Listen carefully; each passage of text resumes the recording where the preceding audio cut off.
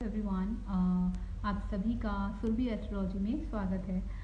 तो आज हम इस वीडियो में बात करेंगे मैरिज, रिलेशनशिप एंड पार्टनरशिप के बारे में। एस्ट्रोलॉजर के पास जब भी लोग कंसल्टेशन के लिए आते हैं तो मोस्ट आस्क्ड क्वेश्चन कौन से हैं? Career and marriage and love life. ज़्यादातर लोगों को ये जानना होता है कि हमारी लव लाइफ कैसी रहेगी, जितने यंग होते हैं और जिनकी लेट मैरिजेस होती हैं या जिनकी मैरिज हो भी चुकी है, उनको प्रॉब्लम्स हो रही हैं या कुछ भी, उनको सब कुछ ही जानना होता है। सभी को मोस्टली जानना होता है कि उनकी मैरिज कैसी रहेगी या लव लाइफ कैसा रहेगा। तो एस्ट्रोलॉजी में के थ्रू हम सब कुछ ही जान सकते हैं। We can get to know each and every thing through astrology. And I know after knowing astrology it changes my life too much, and the way I think, the way I respond things, whatever happen in my life, it firstly I think through astrology, and even my reactions come controlled a lot through astrology. It's really work like a magic, and astrology can change a lot in your life, and it came to me, and I feel very grateful to God and to my ancestor that this science came to me, and it helped me a lot. Nobody helped me this much, the way astrology helped me, and to live life. Okay, so चलिए बात करते हैं हम astrology के जो भी topic मैंने आपको बताए, जैसा कि 7th हाउस पे हम बात करने वाले हैं इस वीडियो में। तो हमारी कुंडली में 12 भाव होते हैं। फर्स्ट हाउस से लेकर 12 हाउस होते हैं। फर्स्ट हाउस हमें रिप्रेजेंट करता है, जैसा कि हमारी ज़िंदगी में कुछ भी होता है तो हमसे ही शुरू होता है और हम पे ही आके ख़त्म होता है।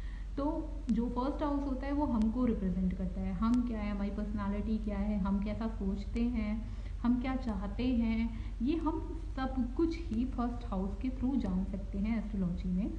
और जो 7th हाउस होता है, जिनसे हम अपने जीवन में मिलते हैं, जिनसे हम बात करते हैं, हम कैसे लोगों से मिलेंगे, कैसे लोग हमारे लाइफ में आएंगे, हमारी पार्टनरशिप कैसी रहेगी लोगों के साथ।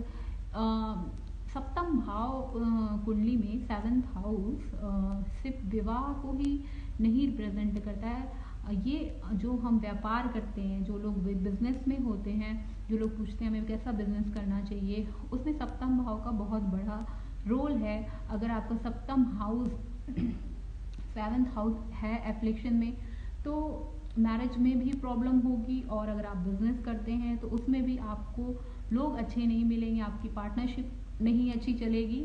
और जैसा कि जब 7th हाउस अच्छा नहीं होता है तो ये सजेस्ट किया जाता है कि आपको पार्टनरशिप में बिजनेस नहीं करना है किसी और के साथ। ठीक है, तो हम एस्ट्रोलॉजी के थ्रू 7th हाउस के हर एक सिग्निफिकेंस को जान सकते हैं, जिसका रोल होता है हमारी लाइफ में एज अ रिलेशनशिप, मैरिज और business and partnership. Okay, business जो भी लोग करते हैं उसमें 7th हाउस का बहुत बड़ा रोल होता है। जो भी कोई भी बिजनेस हो, अगर उसमें 7th हाउस का बहुत बड़ा रोल है।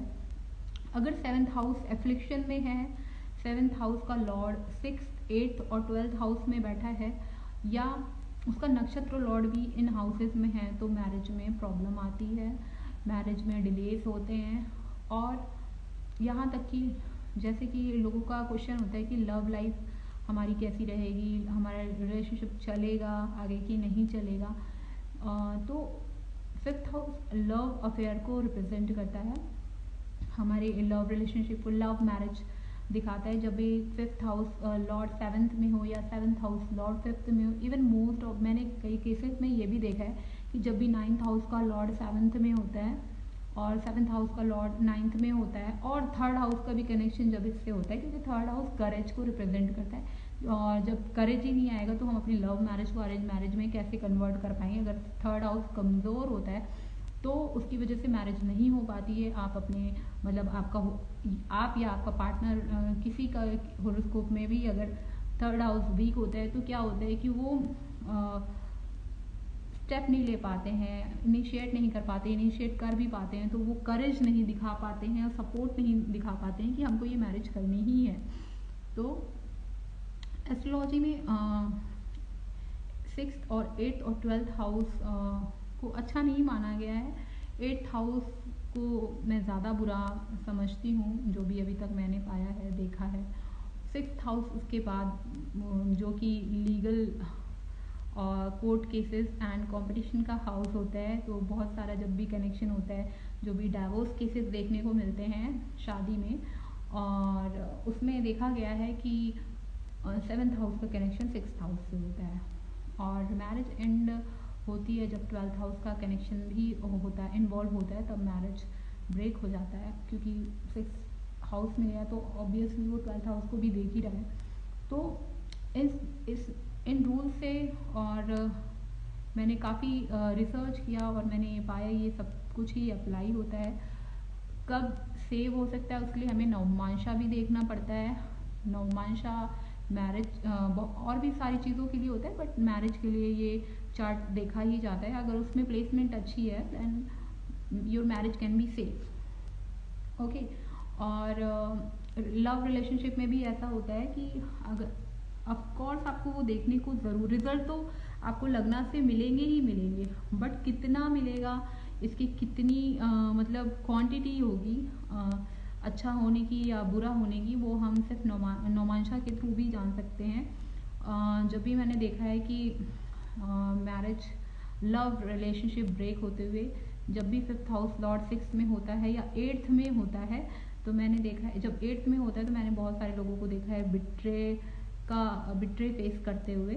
ऐसे लोग चीटिंग नहीं करते हैं, उनको चीटिंग मिलती है, मैंने देखा यही है कि जब भी 5th हाउस का कनेक्शन 8th हाउस से होता है उनको चीटिंग मिलती है लव रिलेशनशिप में। और 5th हाउस लॉर्ड जब 6 में होता है तो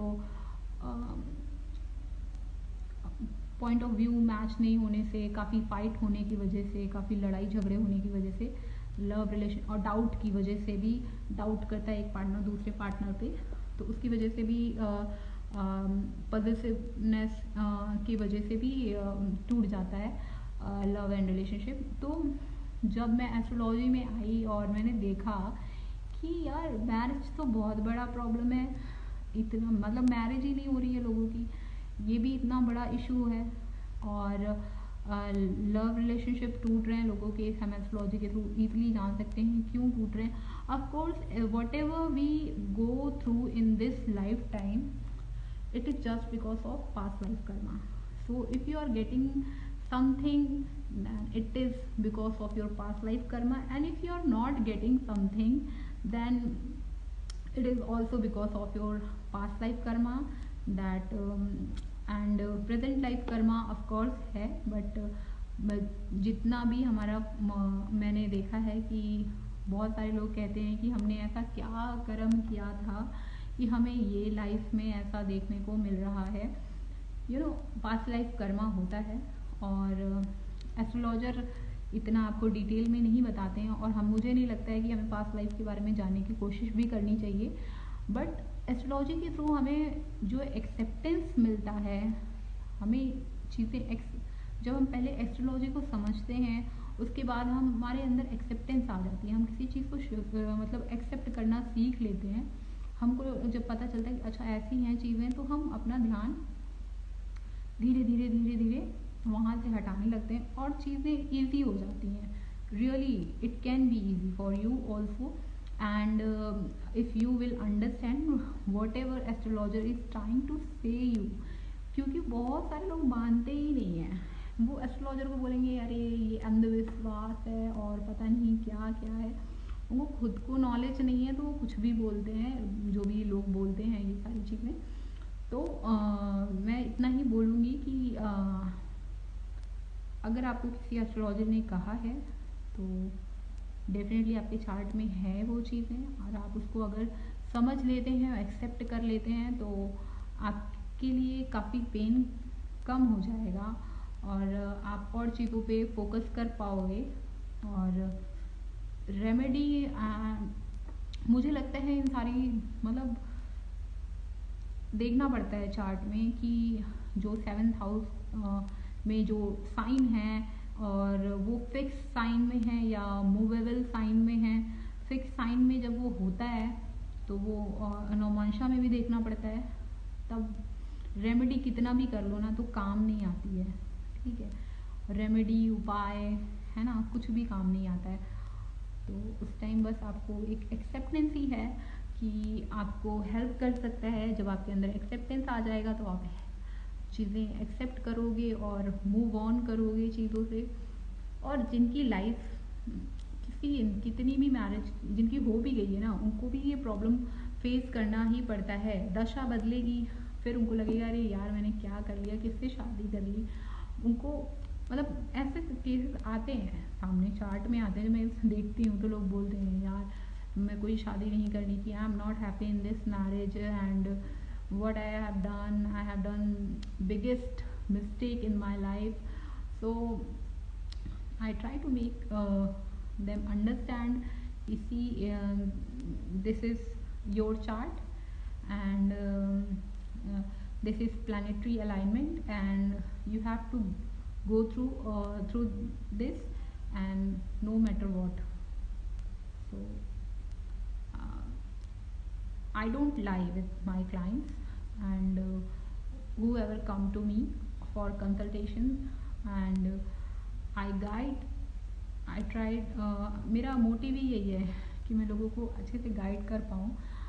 अगर आप गाइड होना चाहते हो, आप अगर किसी एस्ट्रोलॉजर के पास आप 50 एस्ट्रोलॉजर के पास जाओ, लेकिन आप अगर आपको कुछ कह रहा है तो ऐसे ही नहीं कह रहा। और बहुत सारी चीज़ें होती हैं जो एस्ट्रोलॉजर आपसे नहीं बोलता है और उसके पीछे भी रीज़न होता है। और एस्ट्रोलॉजर के भी खुद के कुछ मतलब उनको भी अपने कर्म देखने पड़ते हैं कि उनको क्या चीज़ें बतानी है, क्या चीज़ें नहीं बतानी। हम एस्ट्रोलॉजर आपको कुछ भी बता दिए जिसकी वजह से आप परेशान हो सकता है वो चीज़ें उतनी मेजरली ना हो, माइनर लेवल पे ही हो, बट जो ह्यूमन माइंड होता है ना वो छोटी चीज़ को ही मतलब अगर किसी ने बोल दिया कि आपका तो मतलब थोड़े टाइम बाद टफ टाइम है तो हम ह्यूमन का माइंड जो होता है इतना फास्ट मूव करता है। हम सोचते हैं कि अरे ये अभी तो हमारा टफ टाइम आया नहीं, टफ टाइम हमने सोचना पहले स्टार्ट कर दिया कि अरे ऐसा हो जाएगा, वैसा हो जाएगा, एक्सीडेंट हो जाएगा, क्या हो जाएगा, मतलब पता नहीं क्या क्या हम सोच लेते हैं तो इसीलिए जो होना है वो तो होगा ही। Nobody can astrologer can't change your life. Astrologer can't change your karma. Whatever you have done, you have to go through. But they can guide you. आप जब भी किसी एस्ट्रोलॉजर के पास जा रहे हो, किसी पंडित के पास जा रहे हो, अगर लोकल जिन हमारे पुराने एस्ट्रोलॉजर जो भी ट्रेडिशनल एस्ट्रोलॉजर हैं वो भी आपको अगर कुछ बता रहे हैं तो उसको समझो। आपको लगा कि 1-2 साल आप उनकी किसी एस्ट्रोलॉजर के पास आप गए, उसके बाद आपकी लाइफ में 1-2 साल नहीं हुआ वो चीज़, तो आपको लगने लगता क्या अरे उसने जो चीज़ें बताई ना, उन्होंने जो बताई उस कुछ भी नहीं हुआ मेरे लाइफ में, कुछ होगा। दशा जब दशा आने दो, दशा आएगी ना तो चीज़ें होंगी। तो दशा का बहुत बड़ा रोल है और दशा ही सब कुछ डिसाइड करता है। चार्ट हमारा कितना भी अच्छा क्यों ना हो, अगर दशा खराब है तो फिर कितना भी राजयोग प्रेजेंट क्यों ना हो आपके होरोस्कोप में, अगर दशा नहीं अच्छी आएगी तो फिर वो राजयोग डेफिनेटली उतना प्रॉब्लम तो नहीं होगा, but still you have to go through that time. So this is what I wanted to talk in this video. So you guys can comment and ask any question if you want to ask. I'll try to answer and मैं answer करती हूँ। आप मेरे previous video में जाकर देख सकते हो, जिन लोगों ने भी कमेंट किया है और पूछा है मेरे से, मैंने उनको आंसर किया है, कोशिश की है कि मैं उनको आंसर कर पाऊँ अच्छे से। और आप अगर आपको भी कोई भी क्वेश्चन, कोई भी क्वेरी है आप पूछ सकते हो related to marriage and career, I will try to answer. Okay, thank you. और आप सभी को महाशिवरात्रि की बहुत सारी शुभकामनाएं। महाशिवरात्रि परसों 8 मार्च को मनाई जा रही है और जो कि कृष्ण पक्ष की चतुर्दशी को मनाया जाता है। और मैं आपको यही कहूँगी, उस दिन आप फास्ट रखो और ओम नमः शिवाय का as much as you can chant, you chant. And जैसा कि शिवरात्रि होती है तो लोग दिन में तो व्रत रखते हैं, दिन में मंदिर तो जाते ही हैं, बट अगर आपसे पॉसिबल हो सके तो आप रात में भी जाएं और दिया जलाएं मंदिर में।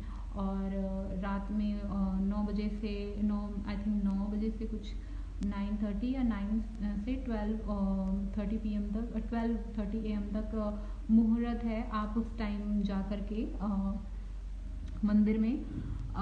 मंदिर में या घर पे ही बैठ के आप रुद्राभिषेक कर सकते हो, ओम नमः शिवाय का चैंट कर सकते हो। जिन लोग का भी चंद्रमा कमज़ोर है डेफिनेटली उनको हेल्प मिलेगी। मेरा भी चंद्रमा वीक है। मुझे याद है जब मैंने फर्स्ट टाइम किया था, मतलब पूरी रात मैं जगी थी और पूरी रात में चैंट मैंने किया था और जगी थी और रुद्राभिषेक किया था टिल द मॉर्निंग। एंड इतना अच्छा फील होता है, you can't imagine even, you know. हमें उस रात को सोना नहीं चाहिए। और काफ़ी अच्छी, मतलब देखिए हमारे यहाँ महाशिवरात्रि बहुत ही अच्छा पर्व है। अपने अध्यात्म लेवल को, आध्यात्मिक ग्रोथ के लिए, अगर आपको अपना आध्यात्मिक ग्रोथ अच्छा करना है, स्पिरिचुअली अवेकन होना है, so it is a very good day to fast. आप फास्ट करो और ओम नमः शिवाय का चैंट करो। इससे आपका मूड बहुत स्ट्रांग होता है। जो लोग बहुत नर्वस हो जाते हैं एग्जामिनेशन टाइम पे या लाइफ में किसी भी इम्पोर्टेंट टाइम पे, वो अगर नर्वस हो जाते हैं तो डेफिनेटली आपका मूड एफिलिक्शन में है, 6th 8th और 12th हाउस में है, या राहु केतु या शनि से दृष्ट है। इसी वजह से आपका चंद्रमा, आपका मन स्थिर नहीं रहता, आपको सोने में भी प्रॉब्लम आती है। तो आप चेक कर सकते हो कि आपका चंद्रमा कमज़ोर है कि नहीं। ऑफ कोर्स होगा अगर ये सारे सिम्टम्स होंगे, but you can do these thing whatever I have said to do on Mahashivratri. So thank you.